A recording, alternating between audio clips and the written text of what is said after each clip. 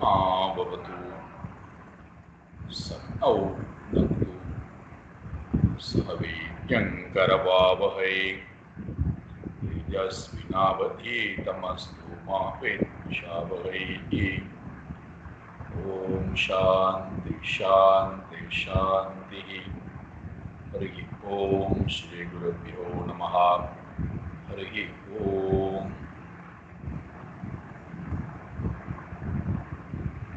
सच्चिदानंद रूपाय विश्वोत्पत्त्यादिहेतवे तापत्रय विनाशाय श्रीकृष्णाय वयं नमः। जन्माद्यस्य यतोऽन्वयात् तरतश्चार्तेष्वभिज्ञस्वराट् तेने ब्रह्महृदाय आदिकवये मुह्यन्ति यत्सूरये तेजो वारिमृदां यथा विनिमयो यत्र त्रिसर्गो मृषा धाम्ना स्वेन सदा निरस्तकुहकम् सत्यं परं धीमहि धर्म प्रोञ्जितकैतवोऽत्र परमो निर्मत्सराणां सतां वेद्यं वास्तवमत्र वस्तु शिवदं तापत्रयोन्मूलनं श्रीमद्भागवते महामुनिकृते किं वा परैरीश्वरः सद्यो हृद्यवरुध्यतेऽत्र कृद्भिः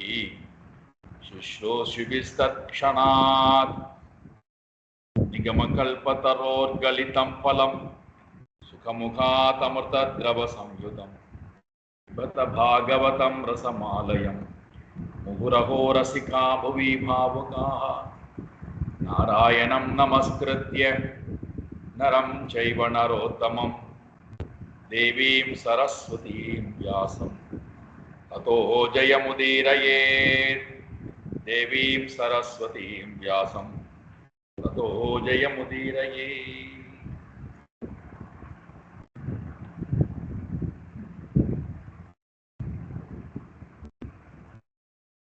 உத்தமமான ஞானம்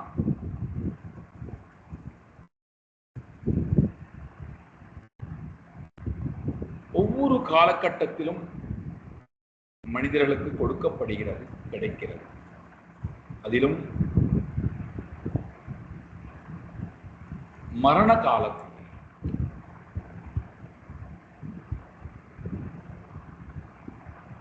அது நமக்கு பிரியமானவர்களாக இருந்து அவர்கள் இறந்து போனாலும் சரி, அல்லது வேற்றொருவர் இறந்து போனாலும் சரி, அந்த காலகட்டத்திலே நமக்கு உண்மை ஞானமானது கொடுக்கப்படுகிறது. அந்த ஞானம் நம்முடையதாக எப்பொழுது ஆகிறது,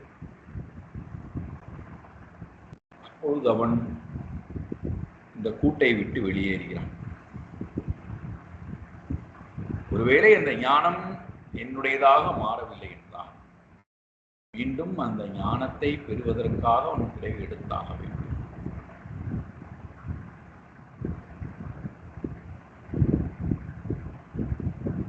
அந்த வகையிலே சித்திரகேது என்று சொல்லக்கூடிய ராஜாவிற்கு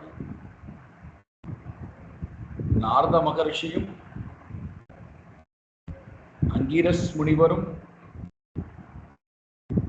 ஞானத்தை குடிக்கிறார்கள். இதை வாங்கிக் கொண்ட சித்திரகேது தன்னுடைய மனதில் இருக்கக்கூடிய வருத்தத்தை விட்டவனாய், இப்பொழுது அவனுக்கு மருந்து கிடைத்து விட்டது, அறிவு கண் கொண்டு உலகத்தை பார்த்தான்.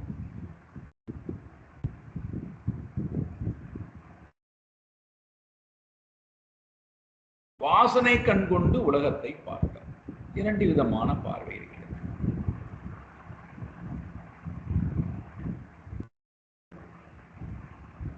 நாம் எப்பொழுதுமே வாசனை கண் கொண்டுதான் உலகத்தை பார்க்க ஆசைப்படுகிறோம், பார்க்கிறோம். எப்பொழுது சாஸ்திரத்தினுடைய கண்கொண்டு உலகத்தை பார்க்கிறோமோ அப்பொழுது உலகமானது நமக்கு மோகத்தையும் கொடுப்பதில்லை, சோகத்தையும் கொடுப்பதில்லை, பயத்தையும் கொடுப்பதில்லை, பந்தத்தையும் கொடுப்பதில்லை, கவலையையும் கொடுப்பதில்லை.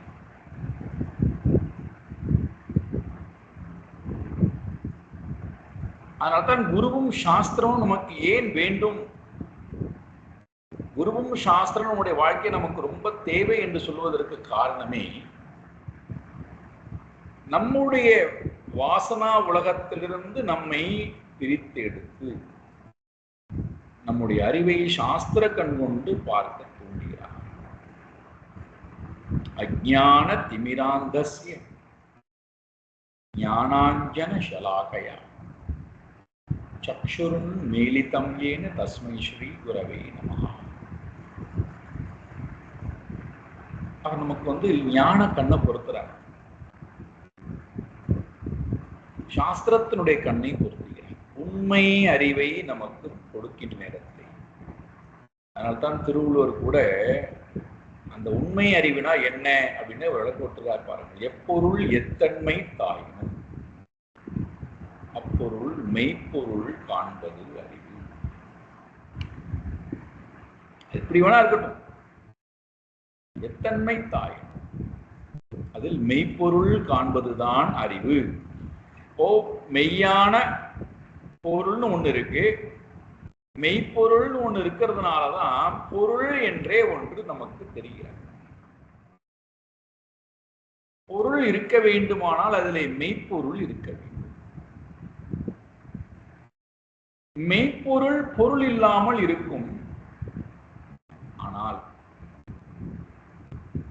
பொருள் இருக்க வேண்டுமானால் மெய்ப்பொருள் தேவை.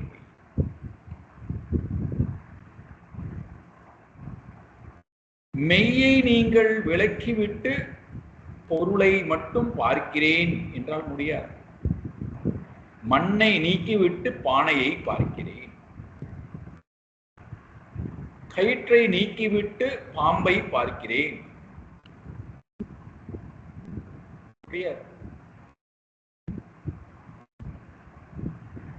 காணலை நீக்கிவிட்டு நீரை பார்க்கிறேன்,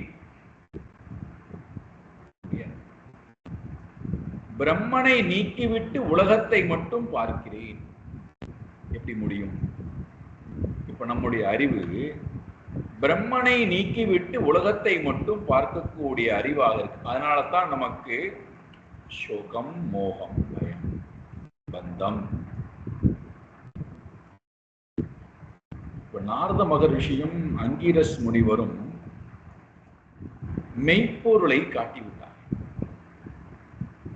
இவன் பார்த்ததோ பொருளை, இவர்கள் காட்டியதோ மெய்ப்பொருளை. அந்த அறிவை வாங்கிக் கொண்ட சித்திரகேது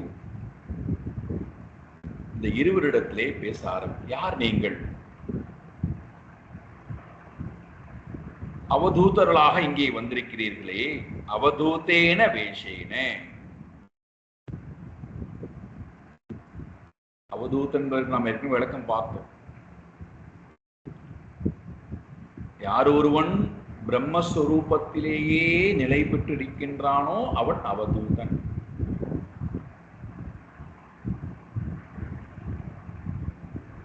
என்றால் அ என்பது அக்ஷரத்துவம், அழியாத பரபிரம்மம். வ என்பது வரேண்யம், போற்றத் தகுந்தது, பூஜிக்க தகுந்தது. பூஜிக்க தகுந்த அந்த பிரம்மஸ்வரூபத்திலேயே யார் ஒருத்தன் தத்துவமசி என்று சொல்லக்கூடிய சுரூபமாகவே இருக்கின்றானோ, தூதே என்றால் பாபத்தை எல்லாம் நீக்கிவிட்டு இந்த பரமாத்மாவிடத்திலே யார் நிலை பெற்றிருக்கின்றானோ அவனுக்கு பேர் அவதூதன் என்று பெயர். அப்பேற்பட்ட அவதூதர்களாக இங்கே வந்திருக்கிறீர்களே, நீங்கள் இருவரும் யார்?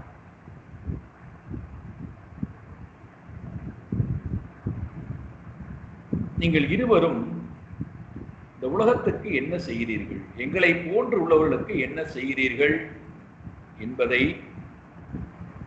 சித்ரகேது பேசுகிறான். சரந்தி ஹ்யவனௌ காமம் பிராமணா பகவத் பிரியாஹ மாத்ருஷாம் கிராமிய புத்தீனாம் போதாயோன்மத்தலிங்கினஹ. நீங்கள் இரண்டு பேரும் பகவத் பிரியாஹ பிராமணா, பகவானுக்கு ரொம்ப ரொம்ப ரொம்ப ரொம்ப பிரியமானவர்களாக இருக்கக்கூடியவர்கள். பிராமணாக, பிரம்மத்தை உணர்ந்தவர்கள். பிரம்மத்தை உணர்ந்து பகவானுக்கு ரொம்ப ரொம்ப பிரியமானவர்களாக இருக்கிறீர்கள். அப்படி இருக்க என்னை போன்றிருக்கக்கூடிய ஜீவராசிகளை ஏன் தேடி வந்தீர் என்றால், மாத்ருஷாம் கிராமிய புத்தினா, எங்களுடைய புத்தி எப்படி இருக்குன்னா என்றால் கிராமிய புத்தி.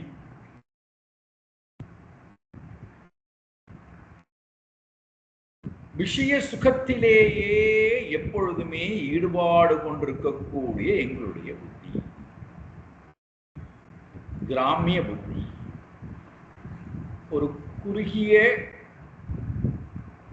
சுகத்தை அனுபவிப்பதற்காக, அல்ப சுகத்தை அனுபவிப்பதற்காக இருக்கக்கூடிய புத்தி.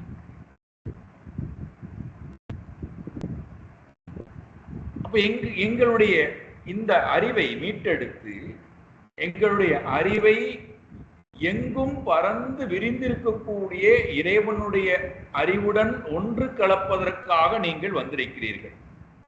கிராமிய புத்தினாம் போதாய, எங்களுடைய அறிவுக்கு போதத்தை கொடுப்பதற்காக, அறிவு ஊட்டுவதற்காக.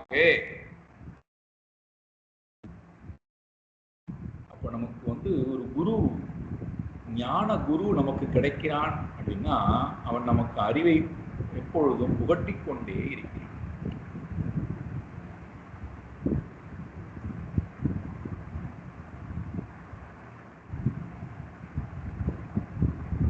நம்முடைய அறிவிலிருந்து, கிராமிய அறிவிலிருந்து சத் பரமாத்மாவிடத்திலே போகக்கூடிய அறிவை அவன் நமக்கு கொடுக்கிறான். அந்த அறிவை கொடுப்பதற்காக உன்மத்தலிங்கினஹா, இங்கே நீங்கள் யாரும் உங்களை அடையாளம் கண்டுவிடக்கூடாது என்பதற்காக உன்மத்தன் என்று சொல்லக்கூடிய அடையாளத்தை உடையவர்களாய் அவனவு காமம் சரந்தி, நீங்கள் இந்த உலகத்திலே உங்கள் இஷ்டப்படி சஞ்சாரம் செய்து கொண்டிருக்கிறேன் என்பது மட்டும் தெரிகிறது. நீங்கள் உங்களை மறைத்துக் கொண்டு உங்கள் இஷ்டத்துக்கு நீங்கள் எந்த கட்டுப்பாடும் இல்லாதவர்களாய் உலகத்தில் இருக்கக்கூடிய கிராமிய புத்தி படைத்த ஜீவனுக்கு பிரம்ம புத்தியை கொடுப்பதற்காக நீங்கள் சஞ்சாரம் செய்து கொண்டிருக்கிறீர்கள் என்பதில் எந்த சந்தேகமும் எனக்கு இல்லை. உங்களுடைய நோக்கம் ஒன்றே ஒன்றுதான், ஜீவனுடைய அறிவிலே உண்மை அறிவை கொடுக்க வேண்டும்.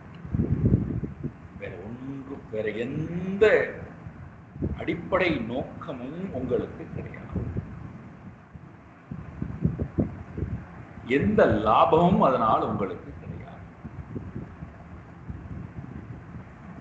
கிராமிய புத்தி படைத்த ஜீவனை வாசனா ரூபம் கொண்டு உலகத்தை பார்க்கக்கூடிய ஜீவனிடத்திலிருந்து சாஸ்திர ஞானத்தை கொடுப்பதன் மூலமாக பிரம்மத்தை பார்க்கக்கூடிய அறிவை நீங்கள் கொடுப்பதற்காக இங்கே சஞ்சாரம் செய்து கொண்டிருக்கிறீர்கள். நாங்களோ அடர்ந்த இருளிலே நாங்கள் மூழ்கி கிடக்கின்றோம். அடர்ந்த இருளிலே மூழ்கி கிடக்கக்கூடிய எங்களுக்கு, சம்சார இருளில் மூழ்கி கிடக்கக்கூடிய எங்களுக்கு உலக சுகம், அர்த்தம், காமம், சொர்க்க பிராப்தி, அதில் கிடைக்கக்கூடிய சுகம், இதுவே சிரேஷ்டமானது, இதுவே மேலானது என்று அதை நாடி எங்களுடைய வாழ்க்கையானது. கிராமிய பசவகா, மிருகங்களைப் போல. மிருகங்கள் எப்படி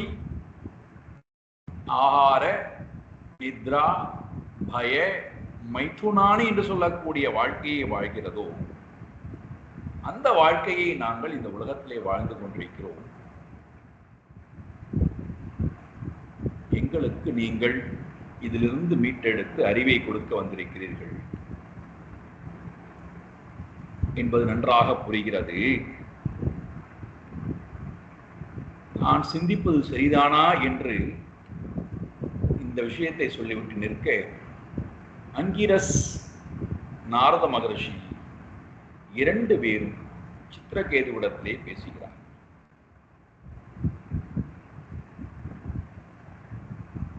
அங்கிரஸ் சொல்றார்,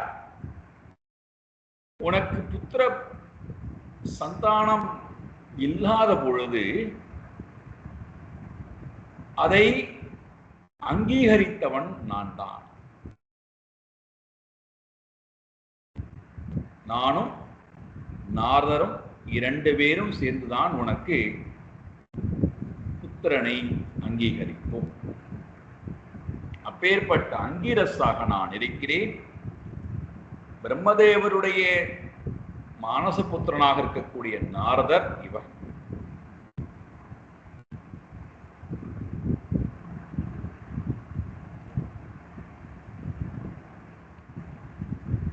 இப்ப அடுத்த கேள்வி சித்திரகேது, குழந்தையை கொடுத்த எனக்கு குழந்தையானது இப்பொழுது என்னை விட்டு போய் அந்த துன்பத்தை நான் இருக்கிறேன், இப்பொழுது எதற்கு இங்கே வந்தீர்கள்?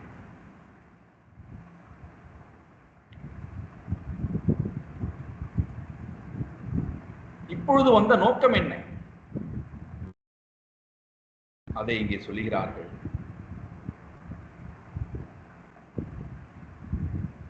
அஞ்ஞானத்தின் காரணத்தினாலே அகங்காரம், அகங்காரத்தின் காரணத்தினாலே அபிமானம், புத்திர அபிமானம், வித்த அபிமானம், தார அபிமானம், ஏக அபிமானம், குல அபிமானம், கர்ம அபிமானம், பல அபிமானம், இப்படி விதவிதமான அபிமானங்கள்.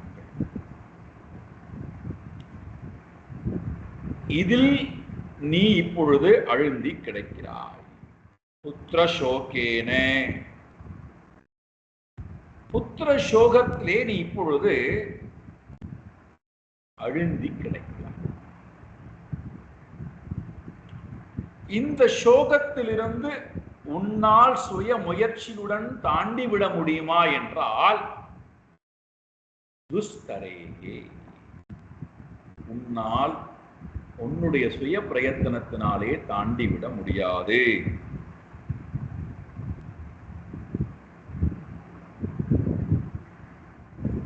ஏன்னா அந்த அளவுக்கு நம்முடைய அபிமானமும் அகங்காரமும் ஆழ்ந்த மனதிலே இருக்கின்ற காரணத்தினால்.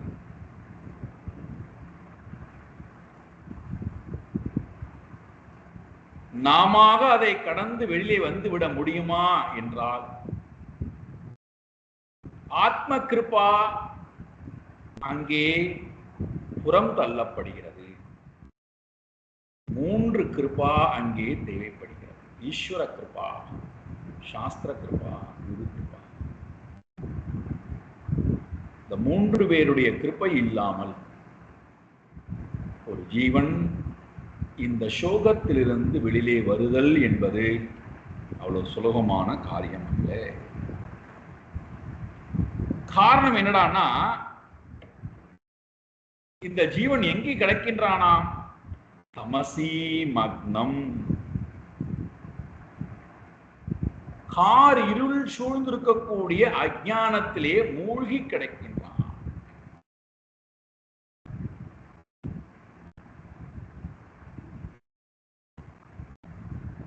இவனை முழுக்க தமசுடைய சொரூபம் தான் மோகம், சோகம், பயம், பந்தம்.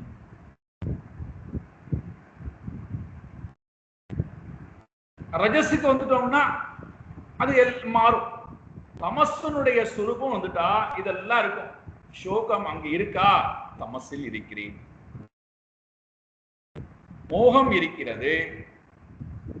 பகுத்து பார்க்கக்கூடிய அறிவு இல்லா தன்மை,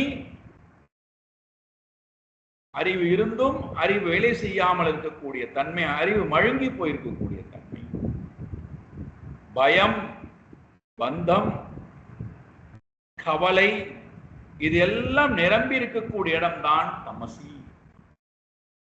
அவன் என்ன குலத்துல பிறந்திருந்தான்னா, என்ன அறிவு வைத்திருந்தால் என்ன, இந்த குறைபாட்டுக்குள்ளே நான் கிடைக்கிறேன் அப்படின்னா நான் தமோ குணத்திலே இருக்கிறேன். தமோ குணத்திலே இருக்கின்ற எனக்கு என்னை தூக்கி விடுவதற்கு, என்னை உத்தாரணம் செய்வதற்கு இறைவன், சாஸ்திரம், குரு, 3 பேருடைய துணை, 3 பேருடைய பலம் தேவைப்படுகிறது. இங்கே அங்கிரஸ் முனிவரும் நாரத மகர்ஷியும் சொல்றார், சித்ரகேது, நீ இந்த சோகத்திலே மூழ்கி கிடப்பதற்கு எவ்வகையிலும் அருகதை அற்றவன் அல்ல.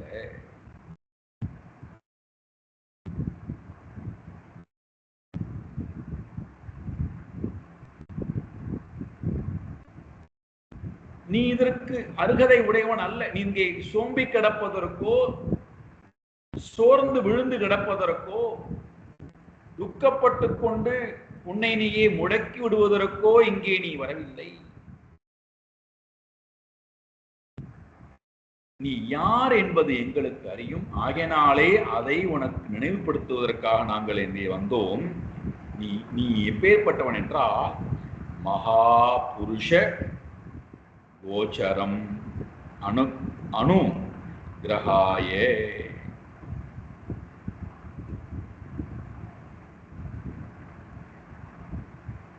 நீ பரமாத்மாவுடைய பக்தர், மகா புருஷா, பரமாத்மாவுடைய பரம பக்தர்.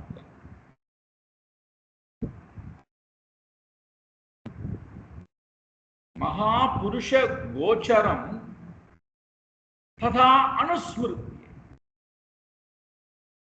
அதை உனக்கு நாங்கள் தொடர்ந்து நினைவுபடுத்துவதற்காக இங்கே வந்திருக்கிறோம். அவ்வாறு நினைவுபடுத்தி உனக்கு நாங்கள் அனுகிரகம் செய்வதற்காக இங்கே வந்திருக்கிறோம். அனுகிரகாயே.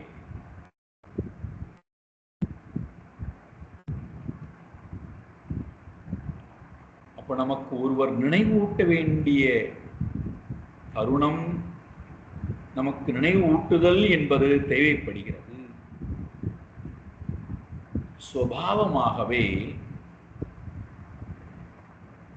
நமக்கு நம்முடைய சொரூபம் பல ஜென்மாந்தரமான பிறவிகளினாலே மறந்து,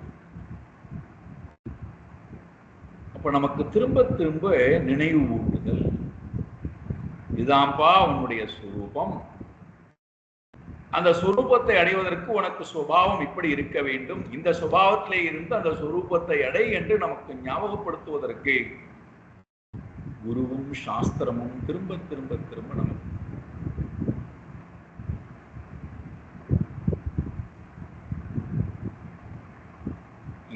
இதை ஞாபகப்படுத்துவதற்காகத்தான் நம்முடைய வீடுகள்ல தீபங்களையே நாம் ஏற்றுகிறோம். பாருங்கள், மங்கள தீபம்னு ஏற்றுகிறோமே, அதனுடைய தாற்பயம் என்ன?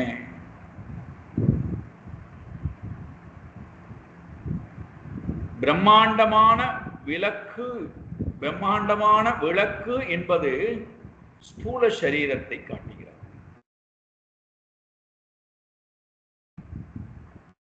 அதில் இருக்கக்கூடிய அகல் பகுதி என்று சொல்லக்கூடியது குவிந்திருக்கக்கூடிய பகுதியாக சூக்ஷ்ம மனம் என்று சொல்லப்படுகிறது, உள்முகம். அந்த உள்முகமாக இருக்கக்கூடிய பகுதியிலே எண்ணெய் என்பது நல்ல பண்புகளை இடுதல். குருவிடத்திலிருந்து நல்ல பண்புகளை இடுதல்.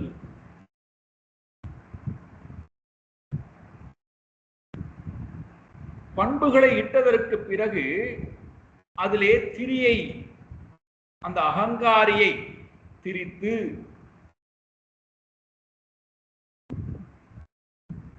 வாசனையுடன் கூடியிருக்கக்கூடிய அகங்காரியை அந்த எண்ணெயுடன் அல்லது அந்த குணத்துடன் வைத்து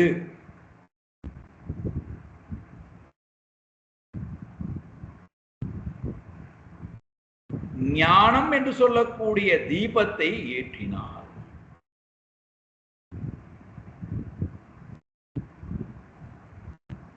இந்த ஞானம் என்ன செய்யறது பாருங்கள். இந்த ஞான ஒளி என்ன செய்யறது பாருங்கள். அகங்காரம் என்று சொல்லக்கூடிய திரியை காணாமல் செய்து விடுகிறது. அகங்காரம் எதுவரைக்கும் இருக்கும் என்றால் வாசனா இருக்கின்ற வரை அகங்காரம் இருக்கும். அப்போ வாசனை அத்தனையும் அழிந்து விட்டது, அகங்காரம் அழிந்து விட்டது, ஏற்றிய ஞானமும் இல்லாமல் போய்விட்டது. அப்ப யார் இருக்கா? நிர்வாணம் என்று சொல்லக்கூடிய பகுதி, ஒன்றும் இல்லாத நிலை. எண்ணெய் விடுவதற்கு முன்பும் அங்கே ஒன்றும் இல்லை. எண்ணெய் எல்லாம் இப்பொழுது வாசனை எல்லாம் தீர்ந்ததற்கு பிறகு அங்கே ஒன்றும் இல்லை. இருப்பது வெட்ட வெளி மட்டுமே, நிர்வாணம் மட்டுமே. இறைவனுடைய சொரூபம் அதுதான். இதை எனக்கு நினைவுபடுத்துவதற்காக திரும்ப திரும்ப என்னுடைய ஹிருதயத்திலே வந்து ஞான தீபேன பாஸ்வதா, ஞான ஒளியை திரும்ப திரும்ப என்னுடைய ஹிருதயத்திலே ஏற்றி வைக்கிறான் குரு.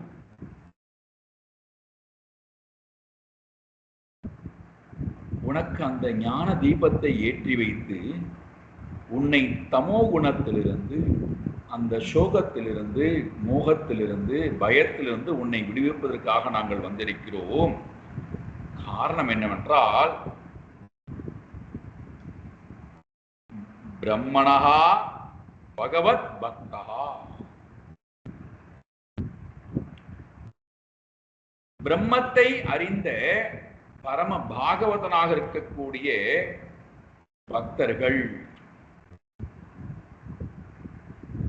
அவசீதித்தும் ந அருகதி, வருந்துவதற்கு எவ்வகையிலும் அருகதை அற்றவர்கள். பகவானுடைய பக்தர்கள், பிரம்மத்தை அறிந்தவர்கள், இந்த உலகத்திலே வருந்துவதற்கு ஒரு காலத்திலும் அருகதையற்றவர்கள்.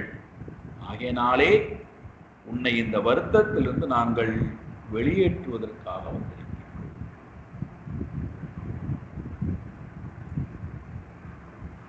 சித்திரகேது உடனடியாக ஒரு கேள்வியை கேட்கிறார். அதற்கு பதிலாக வருகிறது அங்கீரசும் நாரத மகர்ஷியும் சொல்கிறார்கள், நீங்கள் எனக்கு முன்பே வந்து இந்த அறிவை கொடுத்திருக்கலாமே. நான் குழந்தை பாக்கியம் வேண்டும் என்று கேட்ட போதே, உனக்கு குழந்தை பாக்கியம்லாம் வேண்டாம்பா, உனக்கு இந்த பிரம்ம ஞானத்தை நான் கொடுக்கிறேன் என்று நீங்கள் அப்பொழுதே கொடுத்திருக்கலாமே. ஏன் அப்பொழுது கொடுக்காமல் நான் கேட்ட புத்திரனை கொடுத்து விட்டு உனக்கு அவன் துன்பத்தையும் கொடுப்பான் இன்பத்தையும் கொடுப்பான் என்று சொல்லிவிட்டு இப்பொழுது அந்த பையன் மரித்ததற்கு பிறகு நான் சோகத்துல இருக்கும் போது வந்து இப்போது ஞானத்தை கொடுக்கிறீர்களே, இதை நீங்கள் முன்பே கொடுத்திருக்க கூடாதா?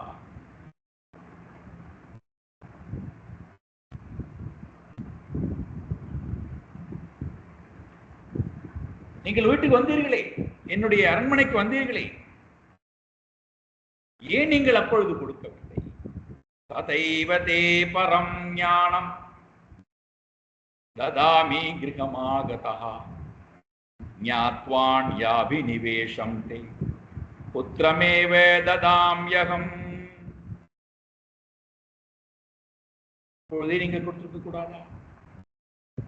ததாயேவ கிருஹே கிருஹம் ஆகதஹாதே, நீங்கள் என் வீட்டுக்கு முன்பே வந்தீர்களே சுவாமி. பரம் ஞானம் ததாமி, உனக்கு நான் அந்த மேலான அறிவை கொடுத்திருக்கிறேன்னு கொடுத்திருக்கலாமே. ஏன் நீங்கள் கொடுக்கவில்லை என்றால் அங்கிரஸ் சொல்றார், நான் கொடுத்திருப்பேன்.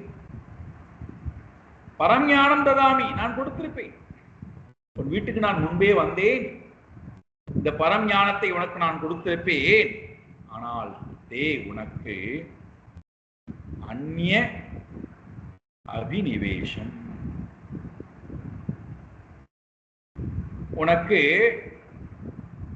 ஞானத்தை காட்டிலும் அபினிவேஷம் அந்யஹா வஸ்துனி, மற்ற பொருளிடத்திலே உனக்கு விருப்பம் இருந்த காரணத்தினாலே, ஞானத்தை தவிர பிரம்மத்தை தவிர உனக்கு அந்யஹா அபினிவேஷம், மற்ற பொருளிடத்திலே பற்று இருந்த காரணத்தினாலே அதை அறிந்த நாங்கள் ஞாத்வா புத்திரம் ஏவ அகம் ததாமி, உனக்கு நான் புத்திரனை கொடுத்தேன்.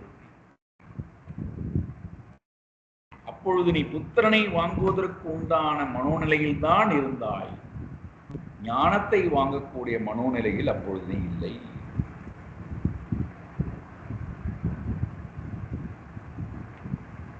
அப்பொழுது உனக்கு தேவைப்பட்டது உலக சுகம்தானே தவிர பிரம்ம ஞானம், பரமாத்மாவினுடைய அந்த அனுபூதி, அதிலிருந்து வரக்கூடிய அழியாத சுகம் உனக்கு அப்பொழுது தேவைப்படும்.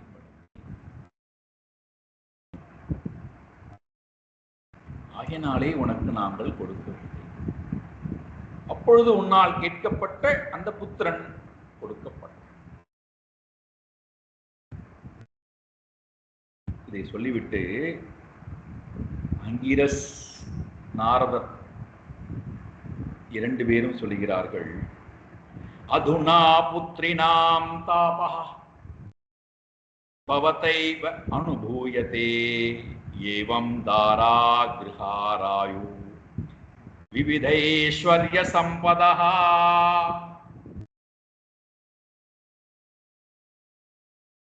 அப்பா, உனக்கு உலகத்தில் இருக்கக்கூடிய ஒவ்வொரு சுகமும் அப்பொழுது மேலானதாக இருந்தது. அதிலும் நீ எல்லா சௌக்கியத்தையும் வைத்துக் கொண்டிருந்தவன்.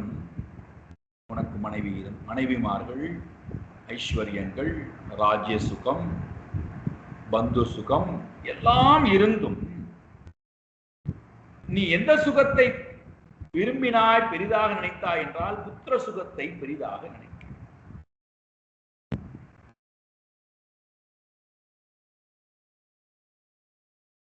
அதில் தான் உனக்கு மேலான சுகம் இருப்பதாக நீ நினைத்தாய். இப்பொழுது அந்த சுகம் உனக்கு கொடுக்கப்பட்டு அதிலிருந்து உனக்கு ஒரு அனுபவமானது இப்பொழுது கிடைத்திருக்கிறது. என்ன அனுபவம்? அதுனா புத்ரினாம் தாபஹா பவதா ஏவ அனுபூயதே. இப்பொழுது உன்னால் புத்திரனிடத்திலிருந்து ஒரு அனுபவத்தை நீ பெற்றிருக்கிறாய். என்ன அனுபவம்? தாபஹா,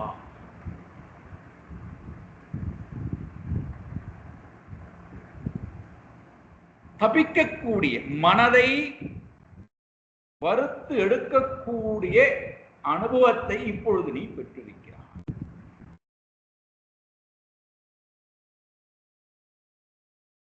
இந்த அனுபவம் உனக்கு கிடைக்காத வரை, இந்த அனுபவத்திலிருந்து உனக்கு ஞானம் கிடைக்காத வரை உன்னுடைய மனம் அந்த பொருளைத்தான் திரும்ப திரும்ப திரும்ப நாடிக்கொண்டிருக்கும். அதை அனுபவிப்பதுதான் வாழ்க்கையினுடைய உயர்வு என்று நினைத்துக் கொண்டிருக்கும். அதை அனுபவிக்கவில்லை என்று சொன்னால் வாழ்க்கையில் நான் துர்பாகியவான் என்கின்ற எண்ணம் உனக்கு வரும். அதை அனுபவித்துக் கொண்டிருக்கக்கூடியவர்தான் மேலானவர்கள், நான் பாப்பி என்கின்ற உணர்வு உனக்கு வரும். இந்த புத்திரன் இருப்பதனாலே தான் உலகத்தில் இருக்கக்கூடிய எல்லோரும் சுகமாக இருக்கிறார்கள், நான் மட்டுமே புத்திரன் இல்லை, ஆகினாலே துக்கப்பட்டுக் கொண்டிருக்கிற எண்ணம் உனக்கு இருக்கும். இந்த எண்ணங்கள்லாம் இருக்கின்ற வரை உன்னுடைய மனம் இறைவனை நாடாது, உன்னையும் நாடாது, சாஸ்திரத்தையும் நாடாது, குருவையும்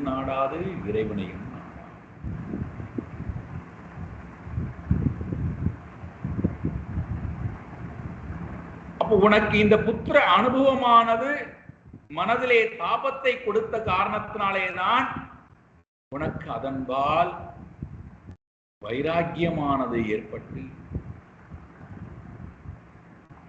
இறைவனின்பால் பக்தியும் சாஸ்திரத்தின்பால் ஸ்நேகமும் நம்பிக்கையும் ஸ்ரத்தையும் குருவின்பால் பூர்ண சரணாகதியும் உனக்கு ஏற்படுவதற்கு வாய்ப்பு என்பது இந்த அனுபவத்தில் இருந்துதான் உனக்கு கிடைக்கிறது.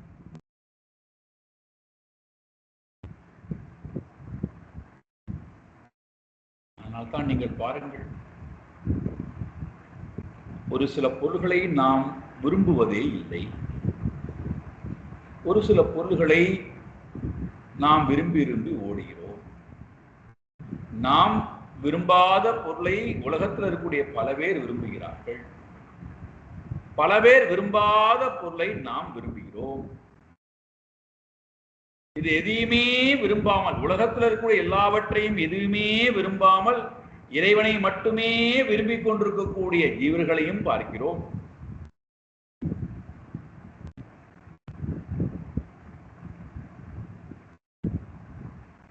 உலகத்தை தூக்கி எறிந்துவிட்டு இறைவனையும் தூக்கி எறிந்துவிட்டு அஷ்டமா சித்திகளை கொண்டு அதனுடைய பலத்தை கொண்டு தன்னை பெரிய மேலானவனாக கருதக்கூடிய வாழ்க்கை முறை கொண்டிருக்கக்கூடிய மக்களையும் பார்க்கிறோம். இது எல்லாம் எதன் அடிப்படையிலே வருகிறது? நாம் பெறுகின்ற அனுபவங்கள் நமக்கு கடைசியிலே ஒரு அறிவை கொடுத்து விட்டு போகிறது. ஒன்று இன்பம் அல்லது துன்பம்.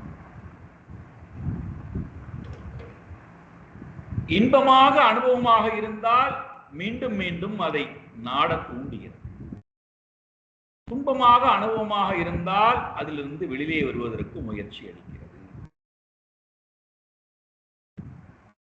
இந்த இரண்டு விதமான அனுபவங்கள் ஒவ்வொரு ஜீவனுக்கும் கிடைக்க வேண்டும் என்பதற்காகத்தான் இந்த உலகத்திலே மீண்டும் மீண்டும் ஒரு தேகத்தை இறைவன் கொடுக்கிறான். நம்முடைய கர்ம வினைக்கு ஏற்ப விதவிதமான அனுபவங்களை கொடுக்கிறான். நம்முடைய கர்ம வினைக்கு ஏற்ப வேறு வேறு காலகட்டத்திலே வேறு வேறு அனுபவங்கள் நமக்கு கொடுக்கப்படுகிறது, வேறு வேறு மனிதர்களால் கொடுக்கப்படுகிறது. நம்முடைய புண்ணிய பாப கர்ம வினைக்கு ஏற்ப இது எல்லாம் நமக்கு கொடுப்பதனுடைய காரணம் என்ன? இவை எல்லாமே அனித்தியமானவை.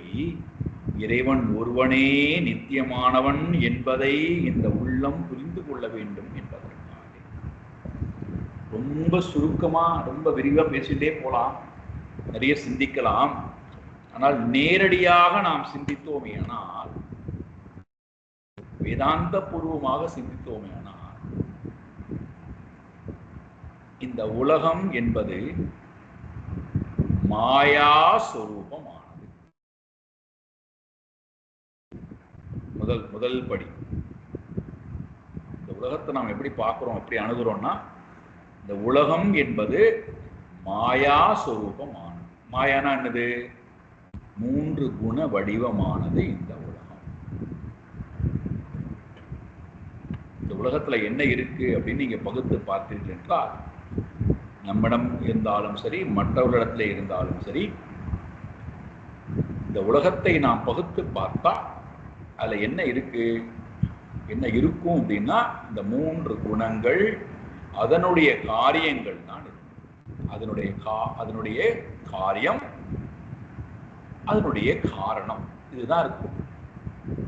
காரணம் காரியம். அதனால்தான் 15வது அத்தியாயத்துல பகவான் சொல்றார், அக்ஷரம் அதே போல க்ஷரம் இரண்டும் சேர்ந்ததுதான் இந்த உலகம். அக்ஷரம் என்றால் மாயா, க்ஷரம் என்றால் பிரபஞ்சம். அக்ஷரமும் க்ஷரமும் சேர்ந்ததுதான் இந்த லோகம்.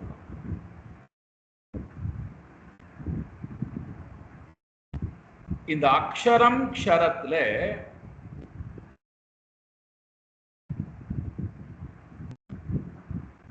இரண்டாவதுக்கு போறோம். இந்த அக்ஷரம் க்ஷரத்துல மாயைதான் இந்த பிரபஞ்சமாக இருக்கு அப்படின்னா, மாயை என்பதே இல்லாத ஒன்று என்று சாஸ்திரம் சொல்கிறது. நாம் பார்க்கிறோம், நம்முடைய அனுபவத்திலையும் பார்க்கிறோம். வெறும் தோற்றம் அப்படிங்கிற நிலையில் தான் அது இருக்கு. இல்லைன்னு சொல்ல முடியாது, நிராகரிச்சிட முடியாது. வெறும் தோற்ற நிலையிலே அது இருக்கு, அவ்வளவுதான். காணல் நீர் கண் முன்னாடி பார்க்கிறோம், இல்லைன்னு சொல்ல முடியாது. ஆனா பக்கத்துல நெருங்க நெருங்க ஜலமாக நாம் எடுத்து குடிக்க முடியுமா? தாகத்தை போக்குமான போக்காது. அதே போல இந்த பிரபஞ்சம் உள் பிரபஞ்சமாக இருந்தாலும் சரி, வெளி பிரபஞ்சமாக இருந்தாலும் சரி, எல்லாமே தோற்ற நிலையிலே, வியவகாரிக்க நிலையிலே, அது வியவகாரிக்க சத்தியமா இருக்கு. அந்த வியவகாரிக சத்தியத்துல நான் கொஞ்சம் விலகிவிட்டா அந்த சத்தியமும் இல்லாம போய்விடுகிறது, அதுவும் உண்மை இல்லாம போயிருக்கு.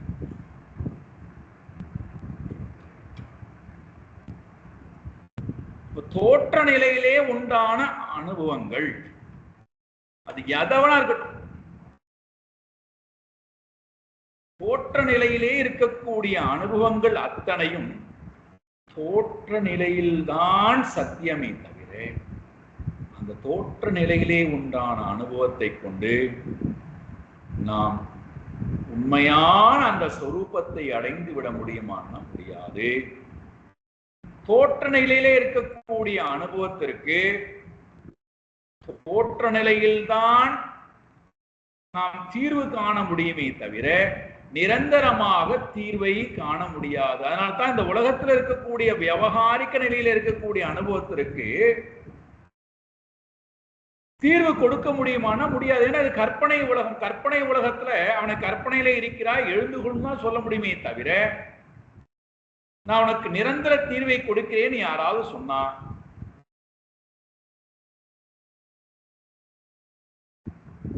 ரொம்ப வேடிக்கையா சொன்னார் ஒரு சுவாமி. இந்த கற்பனை உலகத்துக்கு இரண்டு இளம்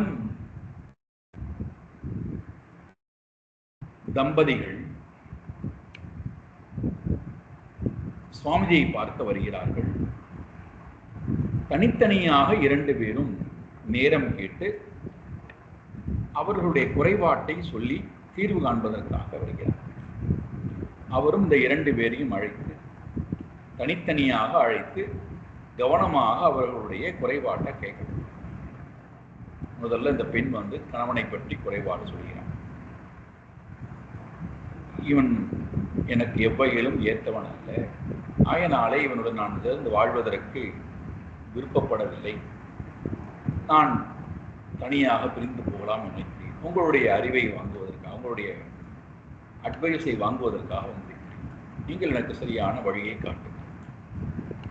இவள் போய்விட்டால் அவன் வருகிறான், இவளை பற்றி குறை சொல்ல, இவளுடன் நான் சேர்ந்து வாழ்வதற்கு எவ்வகையிலும் வருகிறது என்றான். அவள் எவ்வகையிலும் எனக்கு தகுந்தவள் அல்ல, அவளை பற்றி குறைவாள், அதனால் அவளை நான் பிரிந்து போகும். இந்த இரண்டு பேருமே இவருடைய இறுதி தீர்ப்புக்காக காத்துக் கொண்டிருக்கிறார்கள். அவர் சொல்றார், இரண்டு பேரும் போயிட்டு சாயங்காலம் வாருங்கள், நான் உங்களுக்கு தீர்ப்பை கொடுக்கிறேன். சாயங்காலம் இவர் 4 மணிக்கு நேரம் கொடுத்திருக்கார் இவர்களை சந்திப்பது. 3:50க்கு இவருடைய அறையிலிருந்து வெளியில வந்து பார்த்தால் இந்த இரண்டு பேரும் கைகளை கோர்த்து கொண்டு சந்தோஷமாக பேசிக்கொண்டே ஆசிரமத்தை விட்டு வெளியேறி ஹோட்டலுக்கு போய் சாப்பிடக்கூடிய போகக்கூடிய காட்சியை பார்க்கிறார். அப்பொழுதுதான் இவருக்கு புரிகிறது, இவர்களுக்கு என்ன தீர்ப்பை கொடுக்கலாம் என்று நான் மணிக்கணக்காக யோசித்துக் கொண்டிருக்கிறேன். ஆனால் இவர்கள் இப்படி ஒரு சம்பவம் நடந்தது, நாம் சாமிஜி போய் இப்படி சொன்னோம், நமக்கு அவர் தீர்வை கொடுக்க போகிறார், ஆயினாலே நான் கவனமாக கேட்க வேண்டும் என்கின்ற அந்த எண்ணத்துடன் இருப்பார் என்று பார்த்தால், இவர்கள் அது எல்லாவற்றையும் மறந்து விட்டு அவர் வாட்டில் போகத்தை அனுபவிக்கப் போகிறார்களே. இவர்களுக்கு தீர்வு எதுவுமே தேவையில்லை. இவர்களுக்கு தீர்வை நான் கொடுக்கவும் முடியாது. நான் தீர்வு கொடுத்தாலும் அது சரியாகவும் இருக்காது. காரணம், அவர்கள் அவர்களுடைய ஒரு வாழ்க்கை முறையை வாழ்கிறார்கள். அதற்கு தீர்வு என்பது இந்த உலகத்திலே கிடையாது. உலகத்திலே நாம் அனுபவிக்கக்கூடிய அனுபவம் எது ஒன்றுக்கும் உலகத்திடத்திலே தீர்வு இல்லை.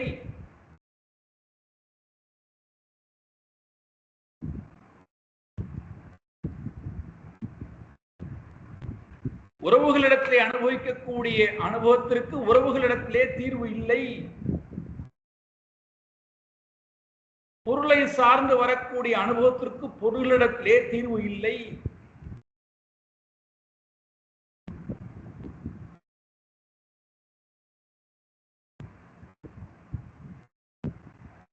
எங்குதான் தீர்வு? யார்தான் தீர்வு கொடுப்பார்? இவை அனைத்தும் அனித்தியம், நித்தியம் அல்லாதவை என்று அனுபவத்திற்கு பிறகு எனக்கு ஒரு ஞானம் வருகின்றது அல்லவா? அதுவரைக்கும் என்னுடைய மனம் உண்மையை நோக்கி வராது, ஏற்றுக்கொள்ளாது. எவ்வளவுதான் நான் சொன்னாலும்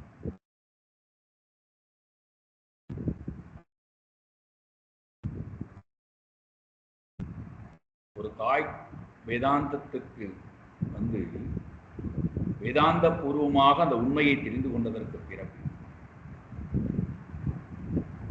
பையனை கூப்பிட்டு சொல்கிறாள், உண்மை உண்மை பிரம்மன் ஒத்ததான்பா, ஆகினாலே மனந்துலான் கொள்ளாதே, பெரிய தடை உனக்கு வாழ்க்கையிலே, அதனாலே நீ சதாசிரவ காலம் பிரம்மத்தோடையே இரு, உன்னுடைய வாழ்க்கையை சந்தோஷமா பிரம்மத்தோடையே வாழ்ந்து விட்டு போ. அதை அடைவதா நீ வந்திருக்கிறாய், நிரந்தரமாக அதை அடைவதற்குள்ள முயற்சியிலே இறங்கு என்று இவள் சொல்லலாம். சொல்வதற்கு அருகதையுடையவன். ஆனால் அது அவனுக்கு ஏற்புடையதாக இருக்குமா என்றால், அவன் அதை ஏற்றுக்கொள்வானா என்றால், அவனுடைய மனசுல என்ன தோன்றும்? இவர்கள் வாழ்ந்து கெட்டவர்கள், இப்பொழுது இவர்கள் வேதாந்தமாக பேசுகிறார்கள், என்னுடைய வாழ்க்கையிலே இவர்களுக்கு நாட்டம் இல்லை, என்னுடைய வாழ்க்கையை அழிக்க இவர்கள் எத்தனம் செய்கிறார்கள், என் வாழ்க்கையை பார்த்து இவர்களுக்கு பொறாமை, எனக்கு இவர்கள் மனம் முடித்து வைப்பதற்கு தயாராக இல்லை. நான் என்னுடைய குழந்தையுடன் வாழ்க்கையை பார்த்து இவர்களுக்கு மனம் விரும்புகிறது. ஆகையினாலே இவர்கள் நீங்க பதற்றலாம் நிறைய. அப்ப என்ன பண்றது? யான் பெற்ற துன்பம் பெருக பையன். அப்ப நான் எந்த அனுபவத்தை அனுபவித்துக் கொண்டு இப்போ இருக்கிறேனோ அந்த அனுபவத்தை நீயும் அனுபவித்துப்பா. அதன் பிறகு உனக்கு அதிலிருந்து உண்மை அறிவு கிடைக்கும். அதன் பிறகு நீ இந்த உண்மை நோக்கி வருவாய். நிச்சயமா ஒரு நாளை வந்தே ஆக வேண்டும்.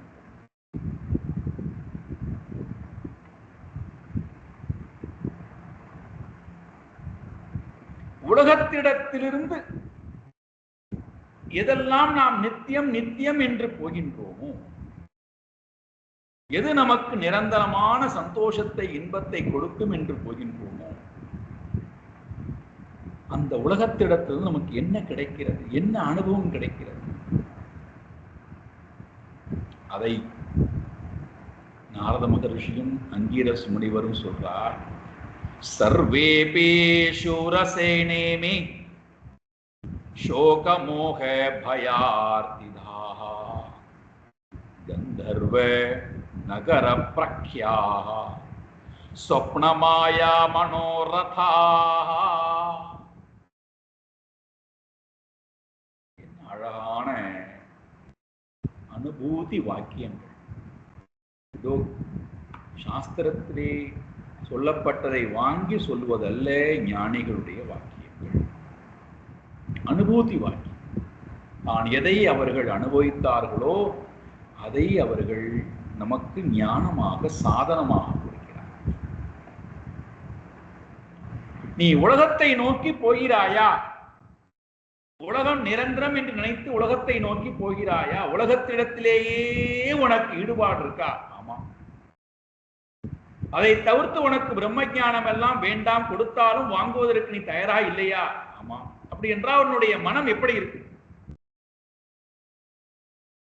நீ எதை வைத்துக் கொண்டு எது சிரேஷ்டம் நினைக்கிறாயோ சர்வே அப்பி அவை அனைத்தும் உனக்கு முதல்ல கொடுக்கக்கூடிய அனுபவம் சோகா.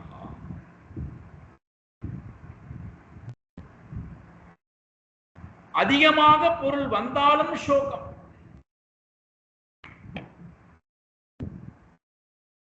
தேவையான அளவு செல்வம் இல்லாவிட்டாலும் சோகம்.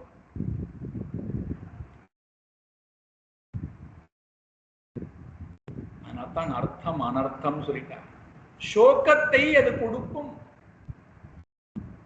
எல்லா ரூபத்திலும் சோகம் என்பது தவிர்க்க முடியாத அனுபவம்.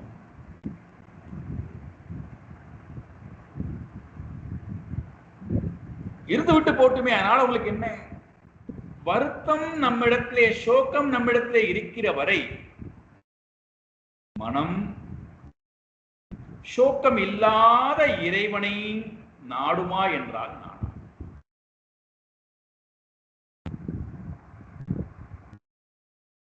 அந்த சோகத்தை போக்குவதற்கு உண்டான முயற்சியிலேதான் இருந்து கொண்டே இருக்கு. அதனால்தான் இப்பேற்பட்டவர் என்று சொல்கிறார்கள் பாருங்கள்.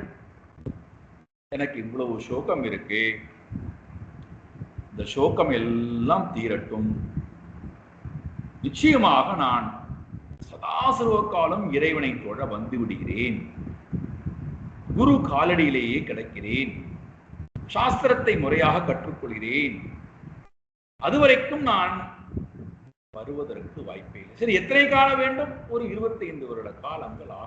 இந்த சோகம் எல்லாம் என்ன அறியாமை பாருங்கள், எவ்வளவு அகங்காரம் பாருங்கள், எவ்வளவு அபிமானம் பாருங்கள்.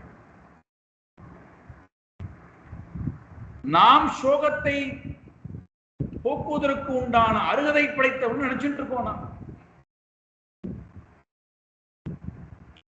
வேடிக்கையா சொல்லுவார் அல்லவா,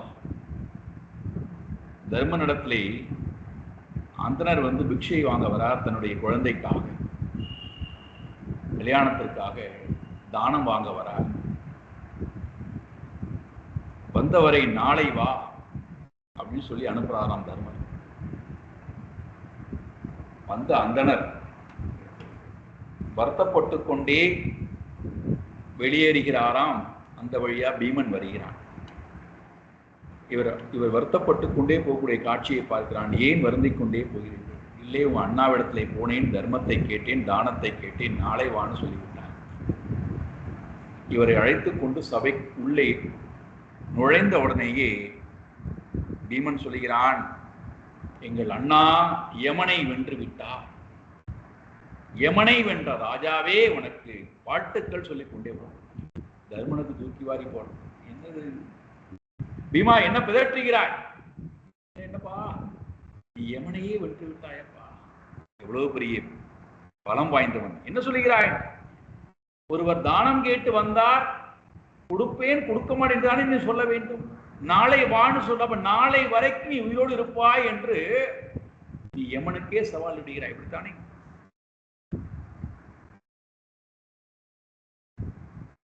நாளை வரை. அப்போ நம்முடைய சோகமானது 25 வருட காலங்கள் என்னால் நானே தீர்த்து விடுவேன். 25 வருட காலங்களுக்கு பிறகு நான் நாராயணனை தொழ வந்து விடுவேன். என்ன முட்டாள், என்ன மூடத்தம், என்ன அகங்காரம். அப்ப 25 வருட காலங்கள் நம்ம உயிரோடு இருக்க போறோம்னு நமக்கு ஒரு நிச்சயம். இப்ப யமனை வென்றவர்கள் நாம். யமனுக்கே சவால் விடுறோம். என்னால் மாற்றி காட்ட முடியும். நம்மால இந்த உடலையே நம்மால படைக்க முடியல. இந்த உடலை படைப்பதற்கு இன்னொரு ஜீவனை நான் சார்ந்து 10 மாத காலம் பிச்சை எடுத்தேன். நம்மால 25 வருட காலங்கள் எல்லா சோகமும் தீர்ந்து விடும். அதுவரைக்கும் இறைவனை தொழமாட்டேன், பூஜை செய்ய மாட்டேன், ஜெபம் பண்ண மாட்டேன், சத்சங்கத்துக்கு போக மாட்டேன், தான தர்மங்கள் பண்ண மாட்டேன், குருவை நாட மாட்டேன், சாஸ்திரம் படிக்க ஒண்ணும் பண்ண மாட்டேன். என்ன செய்து கொண்டிருப்பாய்? மோட்டூலை பார்த்து கொண்டு புலம்பிக் கொண்டே அழுது கொண்டே சோகத்திலேயே மூழ்கி கிடந்தார்.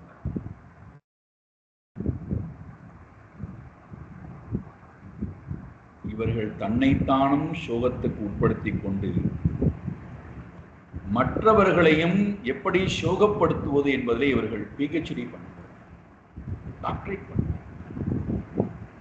இவர்களை பார்த்தாலே நமக்கு சோகம் பத்திக்கும். இவர்கள் பேச ஆரம்பித்தால் நிச்சயமாக நமக்கு வராத சோகம்லாம் வந்துடும். சந்தோஷமா தானே போனாய்? நான் சந்தோஷமா தான் போனேன். அவர்கள் சொல்ல ஆரம்பிச்ச பிறகு எல்லா சோகம் எங்கிட்ட பத்தி கொண்டு. இப்ப நான் என்னுடைய சோகத்தை போக்குவதற்கு நான் வேற ஒரு வழிகாலை தேட வேண்டும்.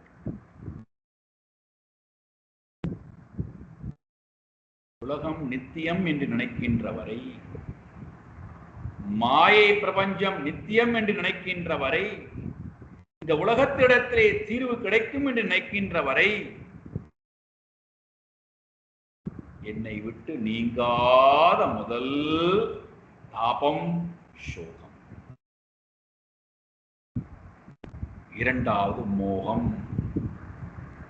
மூன்றாவது பயம், நான்காவது கவலை, கஷ்டங்கள், ஆர்த்திதா. இவைகள்தான் நமக்கு கொடுக்கப்படுகிறது. சோக, மோக, பய, கஷ்டங்கள் இவைகள்தான் நமக்கு கொடுக்கப்படுகின்றனே தவிர மாறாக நமக்கு சோகத்திலிருந்து விடுவிக்கக்கூடிய அனுபவங்களோ, பயத்திலிருந்து அபயத்தை கொடுக்கக்கூடியதோ, கஷ்ட நிவர்த்தியை கொடுக்கக்கூடியதோ,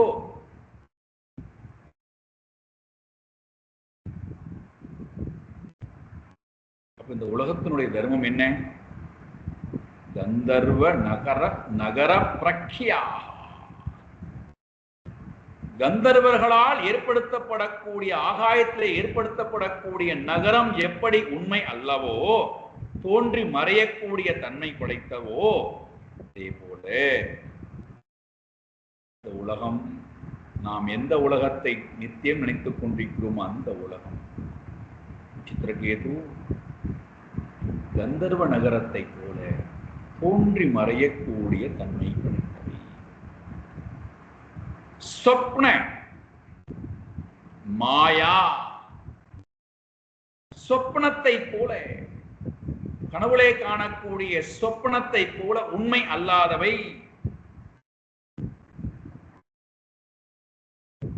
சொப்பனத்தை போலவும் கந்தர்வ நகரத்தை போலவும் மனோரதா, மனதிலே கோட்டை கட்டிக்கொண்டு, அப்போ மன பிராந்தி தானே தவிர, மனதில் கட்டக்கூடிய எண்ண கோட்டைகள் தானே தவிர உண்மையிலேயே மெய்ப்பொருள் என்பது மட்டும்தான் உண்மை. பொருள் என்பது உண்மை அல்ல. அது வெறும் மனக்கோட்டை, மன கல்பிடம். இந்த அறிவு உனக்கு இப்பொழுது பையனின் மூலமாக உனக்கு கிடைத்திருக்கிறது. அது கிடைக்க என்பதற்காகத்தான் இந்த அனுபவம் உனக்கு ஏற்படுத்தப்பட்டிருக்கிறது. இன்னும் அழகான விசாரம் போகிறது. நாம் அடுத்த வாரம் எடுத்துக்கொள்வோம். ஓம் பூர்ணமத பூர்ணமிதம் பூர்ணாத் பூர்ணமுதச்யதே பூர்ணஸ்ய பூர்ணமாதாய பூர்ணமேவாவசிஷ்யதே. ஓம் சாந்தி சாந்தி சாந்தி. ஹரி ஓம் ஸ்ரீ குருப்யோ நமஹ. ஹரி ஓம்.